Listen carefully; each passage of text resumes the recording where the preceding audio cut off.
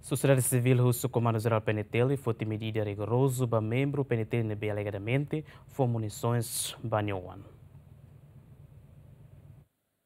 Jovem em rua na ia domingo semana né PNTL captura e posto para o município Boponaro também identifica também munições o alo recente da Indonésia e Timor-Leste alegadamente munições o alo jovem em rua né retan russo elemento membro PNTL balo no neto da sociedade civil russo Comando Geral PNTL atual investigação cliente suspeito em rua no nosso processo elemento PNTL né também viola na regulamento interno PNTL nian. Tuira monitorização da ia comandante UPF Rasikmos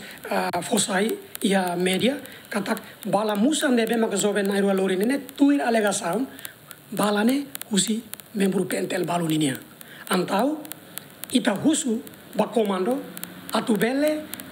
identifica investigação de dia depois se quando bala ne mai husi membro PNTL identificado antau tem que processo regol tamba PNTL ami hatene katak sira ia regulamento interno política de uso de força nomos regulamento disciplinar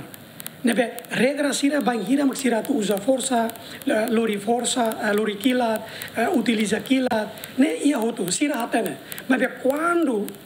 sira comete irregularidade contra regulamento irregne ami hanuin comando PNTL ia autori de toma atubele processa tuir regulamento nebe mak sira ia.